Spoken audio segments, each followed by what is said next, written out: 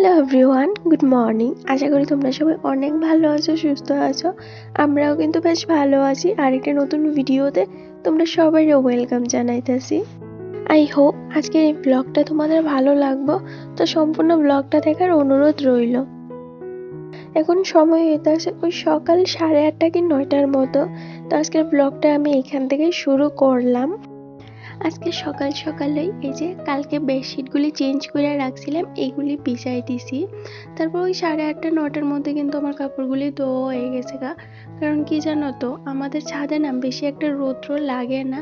ওই 12টা 1টার মধ্যে কিন্তু রৌদ্রটা জায়গা। এখানে একটা বিশাল বড় একটা নারকেল গাছ আছে, এই কারণে বেশি একটা সময় রৌদ্র লাগে না।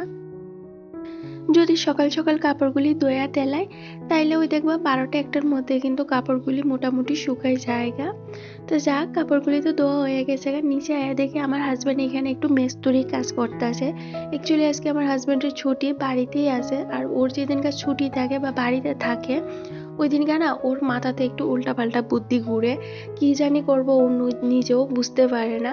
তো যাক, ও ওর কাজ করতেছে, আমি আমার কাজ করি।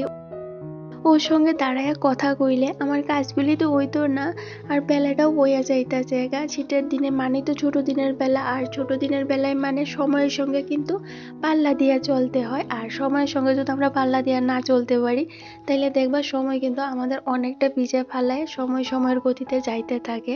এই কারণে আমাদের কিন্তু সময়ের সঙ্গে তাল মিলিয়ে চলতে হয়। তো কাপড়গুলি ধুইয়া স্নানটা কইরা পূজাও কিন্তু দেওয়া হয়ে গেছে গা। এবার আই পড়ছি রান্না করে, তাহলে চলো এবার আস্তে ধীরে রান্না বান্না শুরু করি। আর রান্নাটা শুরু করার আগে ওই যা রান্না করবো সব সবজিপাতি কিন্তু কাইটটা ধুইয়া একদম রেডি কইরা তারপরে রান্নাটা শুরু করবো, যাতে রান্না করতে অনেকটা সুবিধা হয়। অনেকদিন কি করি জানো তো, রান্না করতে করতে কিন্তু সবজি টবজি সব কিছু কাইটটা সেরে তারপরে রান্না করি। আর যেই দিনকার দেখবা একটু সময় থাকে হাতে, তখন সব কিছু রেডি কইরা তারপরেই কিন্তু রান্নাটা শুরু করি। আর আমার কাছে না কি মনে হয় কৌতো, এইভাবে যদি কাইটটা সব কিছু রেডি কইরা তারপরে রান্নাটা শুরু করি, তাইলে না রান্নাটা দেখবো অনেক তাড়াতাড়ি কিন্তু হয়ে যায় আর একদমই কিন্তু ঝামেলা মনে হয় না। আর যেদিনকে আমার কাছে বেশি সময় থাকে না হাতে বা অনেকদিন লেট হয়ে যায়, ওই দিন আমি কি করি জানো তো, রান্না করতে করতে কিন্তু পরবর্তী যে জিনিসটা রান্না করবো বা ভাত রান্না করতে করতে তরকারি যা রান্না করবো ওইটা রেডি করি। আর আজকে রান্না করবো ফুলকপি আলু দিয়ে একটু নিরামিষ তরকারি আর শাক। এইখানে 3 জাত শাক আছে, লাউ পাতা, পালং পাতা আর এই যে লাল শাক। এই 3 ধরনের শাক দিয়ে আজকে একটা শাক রান্না করবো। প্রথমে একটু কালো জিরা ফোড়ন দিলাম, তার মধ্যে 2টা শুকনা মরিচ দিয়া যে শাকগুলি কাইটটা ধুইয়া রাখছিলাম ওইগুলি ভালো করে দিয়ে একটু ডাইকা ডাইকা রান্না করছি, যাতে শাকগুলি তাড়াতাড়ি হয়ে যায় গা। তো বেশিক্ষণ সময় লাগছে না, শাকটাও কিন্তু হয়ে গেছে গা। আর ফুলকপি আলু দিয়া যেহেতু একটু ঝোল করবো, তো প্রথমে ফুলকপিটা ভালো করে কাইটটা নিয়েছি দেখলাম, ওই তারপরে একটু নুন দিয়া ফুলকপিটা একটু ভাপ দিয়া ফেলাই দিব, যেহেতু এটা একটু সার টার দেওয়া থাকে। আর ভিতরে যদি কোনো পোকা টোকা থাকে, তাহলে এইভাবে সিদ্ধ করে পালাই দিলে সেই পোকাটাও কিন্তু নষ্ট হয়ে যায়। অনেক সময় এমনও হয় যে দেখবা এই ফুলকপির ভিতরে কিন্তু অনেক জিনিস দেখা যায়, যেগুলো সাধারণত মোবাইলে কিন্তু প্রচুর দেখা যায়। ওই জিনিসগুলি না আমার ভীষণ ভয় লাগে। এই কারণে আমি সবসময় রান্না করার আগে ফুলকপিটা কিন্তু একটু সিদ্ধ করে জলটা পালায় তারপরেই রান্না করি, যাতে এটার মধ্যে কোনো গন্ধ না করে, আর যদি কোনো কিছু থাকে ওইটাও কিন্তু নষ্ট হয়ে যায়। আর এইদিকে আমি কিন্তু মশলাটাও রেডি করে লাইছি, ওইদিকে ফুলকপিটা বয়া মশলাটা রেডি করে লাইছি।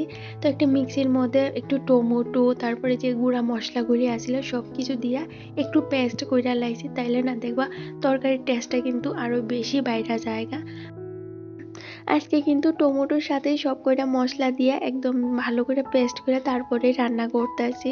চেষ্টা করি সবসময় এভাবে রান্না করার, কিন্তু অনেক সময় না এত তাড়াতাড়ি থাকে, এই কারণে এই মশলা এইভাবে রেডি করে রান্না করতে পারি না। আর এইভাবে যদি মশলাটা রেডি করে রান্না করি, তাহলে দেখবা খাইতে কিন্তু বেশ ভালো লাগে। তো তো মশলাটাও রেডি করা হয়ে গেছে গা। এবার চলো রান্নাটা শুরু করি। তো রান্না করার আগে ভালো করে ফুলকপি আলুটারে ভাইজা নিয়েছি, তারপরে কালো জিরা ফোড়ন দিয়ে একটু আদা দিলাম আর একটা তেজপাতা দিয়ে এই যে মশলাটা ভালো করে ভাইজা নিয়েছি। বেশি একটা তেল ইউজ করলাম না আমি, কারণ যেহেতু আলু আর ফুলকপি অনেকটা তেল দিয়ে পাচ্ছি, আর বেশি তেল খাইলে না আমার হাজবেন্ডের একটু সমস্যা হয়ে যায়। এই কারণে চেষ্টা করি তেল মশলাটা যতটা কম দিয়ে রান্না করা যায় অতটাই কিন্তু কম দিয়ে রান্না করতে। তারপরে আলুটা মশলার সঙ্গে ভালো করে বাইচে যখন একটু তেল ছেড়ে দিছে তখন কিন্তু ঝোলটা দিয়ে দিছি। আর সবার লাস্টে ফুলকপি আর টমেটোটা অ্যাড করবো। যেহেতু ফুলকপিটা আগে একটু সিদ্ধ করে ভালো করে বাইচা নিয়েছি, তো বেশিক্ষণ সময় লাগতো না। আলুটা ভালো করে সিদ্ধ হওয়ার পরে কিন্তু আমি টমেটোটা আর এই যে ফুলকপিটা এটা অ্যাড করছি, যাতে বেশিক্ষণ সময় না লাগে। আর টমেটো না বেশিক্ষণ দিলে না একদম গইলা জায়গা, এই কারণে সবার লাস্টে দিছি।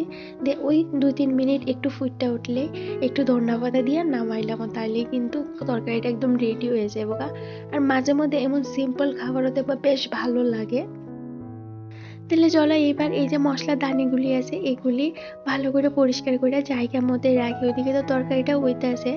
আর আমি সাধারণত যখনই রান্না করি চেষ্টা করি রান্না করার সাথে সাথে এই যে মশলা দানি বা যে লবণের কৌটা বা যেটাই হোক আমি রান্না করার সময় ব্যবহার করি, ওইগুলি কিন্তু রান্না করার সাথে সাথে ভালো করে ক্লিন করে জায়গার মধ্যে রাখা দিতে।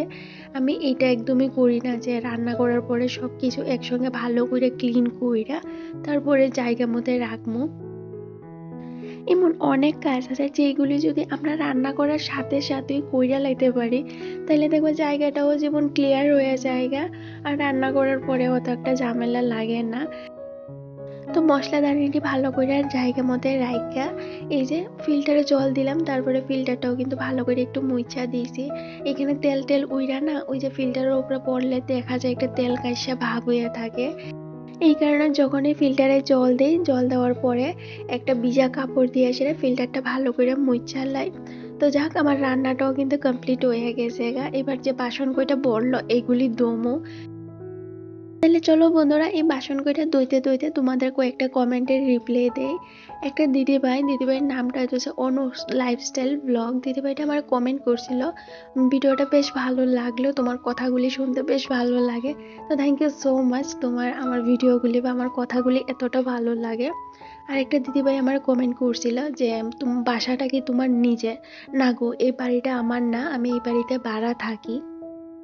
আরেকটা দিদিভাই আমারে কমেন্ট করছে, দিদিভাইয়ের নাম হইতাছে আফরোজা আক্তার। কমেন্ট করছিল যে খুব ভালো লাগলো তোমার সাজানো গোছানো। তো থ্যাংক ইউ সো মাচ, তোমার কাছে এতটা ভালো লাগছে আমার সাজানো গোছানো ভিডিওটা। আরেকজনে আমারে কমেন্ট করছিল, অ্যাকচুয়ালি তার নামটা কি আমি একদমই বুঝতে পারতেছিলাম না। আমারে কমেন্ট করছিল যে তুমি কি রোজই তোমার ঘর দুয়ার ক্লিন করো? হ্যাঁ, আমি রোজই ক্লিন করি। যেইগুলি আমার রোজই ক্লিন করতে লাগবো ওইগুলি আমি প্রতিদিন সকালবেলা একটু করে ডাস্টিং কইরা রাখি। আর যেইগুলি আমার রোজ ক্লিন করতে লাগে না ওইগুলি আমি একদিন পর পর ক্লিন করি, যেটা তোমাদের আমি আমার আগের ব্লগে শেয়ার করছিলাম যে আমি কোন কাজগুলি প্রতিদিন সকালবেলা করি। এমন অনেক কাজ আছে যেগুলি আমাদের রোজই করতে লাগে, যেটা ছোট হোক আর বড় হোক। যেমন ঘরদোর পরিষ্কার করা, বিছানাপত্র গুছাইয়া রাখা, এগুলি তো আমাদের রোজকার দিনের কাজ। এগুলি আমাদের দেখবে রোজই করতে লাগে। আর ঘরদোর পরিষ্কার করাটা এটা সম্পূর্ণই কিন্তু নিজের ব্যক্তিগত ব্যাপার। আমি আমার ঘর-দুয়ার কিভাবে অর্গানাইজ কইরা রাখবো বা কিভাবে পরিষ্কার পরিচ্ছন্ন রাখবো এটা কিন্তু সম্পূর্ণটা আমার নিজের উপরে। আমি চাইলে কিন্তু এমনিই রাখতে পারি, কিন্তু এটা না আমার একদমই ভালো লাগে না ঘর-দুয়ার এমনি অগোছালো বা পরিষ্কার না কইরা রাখা। এটা হইলে দেখবা মনের মধ্যে একদমই কিন্তু শান্তি বিরাজমান করে না। আর আমার শাশুড়ি মা আমারে সবসময় কয় ঘর-দুয়ার পরিষ্কার মানে একটা লক্ষ্মী পরিচয়। এইখানে সবসময় চেষ্টা করি ঘর-দুয়ার যাতে সুন্দর করে পরিষ্কার পরিচ্ছন্ন রাখতে পারি। আর এই কাজটা আমি কিন্তু সম্পূর্ণটা নিজের থেকেই করি, আমারে কেউ কইয়া দিতে লাগে না। আর আমার কইয়া দেওয়ানোর মতো কেউ নাই। সংসারটা যেহেতু আমার এই কাজগুলি কেউ কইয়া দিত না, আমারই কিন্তু করণ লাগবে, নিজের থেকে উঠছে এই কাজগুলি করণ লাগবে। কারণ সংসারটা যার, দায়িত্বটা কিন্তু তারই। তো নিজের দায়িত্ব থেকে নিজের কর্তব্য থেকেই আমি এই কাজগুলি করি।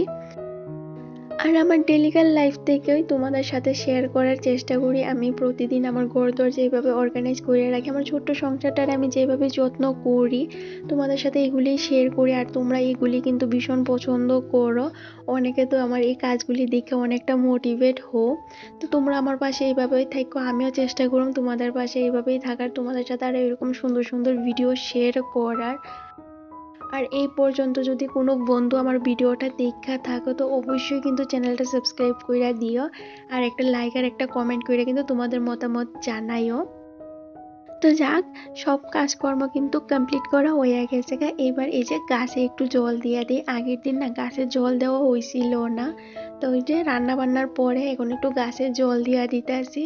আমি কিন্তু একদিন পর পরই গাছে জল দিই, আর যেই গাছগুলিতে রোজ জল দিতে লাগবো ওই গাছগুলিতে কিন্তু আমি রোজই জল দিই। যেমন অ্যালোভেরা গাছটা আছে, ওইটার মধ্যে কিন্তু রোজই আমার জল দিতে লাগে, নাহলে গাছের গুঁড়িটা শুকাইয়া জায়গা। এখানে আমি অ্যালোভেরা গাছটার মধ্যে কিন্তু রোজই জল দিই। আর ঠাকুরের আশীর্বাদে আমার গাছগুলি কিন্তু অনেকটাই হেলদি।